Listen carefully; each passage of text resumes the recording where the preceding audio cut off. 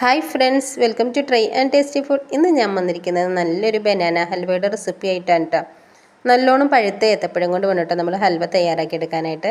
ഞാനിപ്പോൾ ഒരു കിലോ പഴം എടുത്തിട്ട് അത് ചെറിയ പീസുകളായിട്ടൊന്ന് കട്ട് ചെയ്തെടുത്തിട്ടുണ്ട്.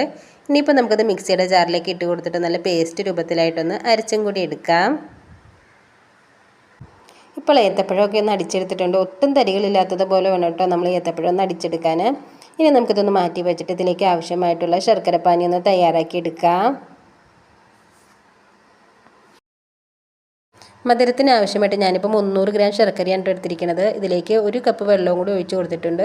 ഇനി നമുക്കിതൊന്ന് മെൽറ്റാക്കി എടുക്കാം.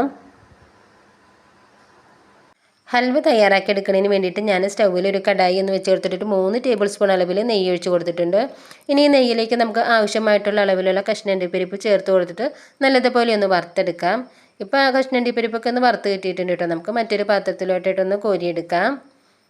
എന്നിട്ട് ഇതേ നെയ്യിലേക്ക് തന്നെ നമ്മൾ നേരത്തെ അടിച്ചു വെച്ചിരിക്കുന്ന ഈ ഏത്തപ്പഴമില്ലേ, അത് ഫുള്ളായിട്ട് അങ്ങ് ചേർത്ത് കൊടുക്കാം. നമ്മൾ ഒട്ടും തന്നെ വെള്ളം ചേർക്കാതെയാണ് ഏത്തപ്പഴം ഒന്ന് അടിച്ചെടുത്തിരിക്കുന്നത്. എന്നിട്ട് നെയ്യും ഏത്തപ്പഴമൊക്കെ നല്ല രീതിയിൽ തന്നെ നമുക്ക് മിക്സ് ചെയ്തെടുക്കാം. ഇതേപോലെ മിക്സ് ചെയ്തെടുക്കുമ്പോഴത്തേക്കും ഈ ഏത്തപ്പഴത്തിൻ്റെ കളറൊക്കെ ഒന്ന് മാറില്ലേ, ആ ടൈമിൽ വേണം കേട്ടോ നമ്മൾ മെൽറ്റാക്കി വെച്ചിരിക്കുന്ന ശർക്കരപ്പാനി ഇതിലേക്കൊന്ന് ചേർത്ത് കൊടുക്കാൻ. പിന്നെ നമ്മൾ ശർക്കര ചേർത്ത് കൊടുക്കുമ്പോൾ നല്ലതുപോലെ കളറുള്ള ശർക്കരയാണ് ചേർത്ത് കൊടുക്കണമെന്നുണ്ടെങ്കിൽ ഹൽവയ്ക്ക് പെട്ടെന്ന് നമുക്ക് ഒരു ബ്ലാക്ക് കളർ കൂടുതൽ കിട്ടും കേട്ടോ. അപ്പോൾ അത് പ്രത്യേകം ഒന്ന് ശ്രദ്ധിക്കുക.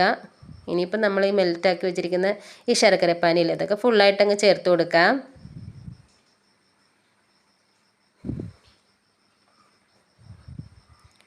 എന്നിട്ട് ഇതെല്ലാം നല്ലതുപോലെ ഒന്ന് നമുക്ക് മിക്സ് ചെയ്തെടുക്കാം. നമ്മളിതിൽ വേറെയും ശർക്കരപ്പാനിയിലുള്ള വെള്ളമില്ലാതെ വേറെ വെള്ളമൊന്നും ഇല്ലാത്തത് കൊണ്ട് തന്നെ ഇത് നമുക്ക് പെട്ടെന്ന് തന്നെ തയ്യാറാക്കി എടുക്കാൻ പറ്റും കേട്ടോ. ഇപ്പോൾ കണ്ടില്ലേ, ഇതിൻ്റെ കളറൊക്കെ ഒന്ന് ചേഞ്ചായി വന്ന് തുടങ്ങിയിട്ടുണ്ട്. ഇതിലേക്ക് നമുക്ക് ഒരു ഫ്ലേവറിന് വേണ്ടിയിട്ട് 1 ടീസ്പൂൺ അളവിൽ ഏലക്ക പൊടിച്ചതും കൂടി ചേർത്ത് കൊടുക്കാം. എന്നിട്ട് ഇതെല്ലാം നല്ലതുപോലെ ഒന്ന് നമുക്ക് മിക്സ് ചെയ്തെടുക്കാം. ഇതേപോലെ കൈ എടുക്കാത്ത രീതിയിലൊന്ന് മിക്സാക്കി കൊടുക്കുക. ഇപ്പം തന്നെ കണ്ടില്ലേ, ഇത് നമുക്ക് കടായിൽ നിന്ന് ഒന്ന് വിട്ട് വരുന്ന രീതിയിലൊക്കെ ഒന്ന് ആയി തുടങ്ങിയിട്ടുണ്ട്. പെട്ടെന്ന് തന്നെ തയ്യാറാക്കി എടുക്കാൻ പറ്റും കേട്ടോ. കണ്ടോ, ഇപ്പോൾ നല്ലതുപോലെ നമുക്ക് ഇതെല്ലാം ഒന്ന് വെള്ളമൊക്കെ പറ്റി ഒന്ന് മിക്സായി കിട്ടിയിട്ടുണ്ട്. ഈ ടൈമിൽ നമുക്കിതിലേക്ക് നമ്മൾ വറുത്ത് കോരി വെച്ചിരിക്കുന്ന കശുവണ്ടിപ്പരിപ്പില്ലേ, അത് ഫുള്ളായിട്ടും ഇട്ട് കൊടുക്കാം. എന്നിട്ടെല്ലാം നല്ലതുപോലെ ഒന്ന് മിക്സ് ചെയ്തെടുക്കാം. കണ്ടോ, ഈ ടൈമിൽ നമ്മൾ ഇട്ട് കൊടുക്കുകയാണെങ്കിൽ നമുക്കത് മിക്സ് ചെയ്തെടുക്കാൻ എളുപ്പമുണ്ട് കേട്ടോ.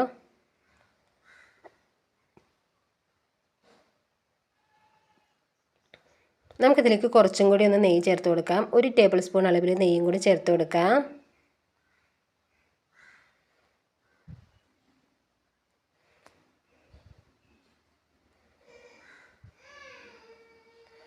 നെയ്യ് ചേർത്തിട്ട് നമുക്ക് മിക്സ് ചെയ്യുമ്പോൾ പെട്ടെന്ന് തന്നെ ഇതൊന്ന് മിക്സാക്കി പാനിൽ നിന്ന് പെട്ടെന്ന് തന്നെ നമുക്കിതൊന്ന് വിട്ട് വരുന്ന പരുവത്തിലേക്കായി കിട്ടും കേട്ടോ.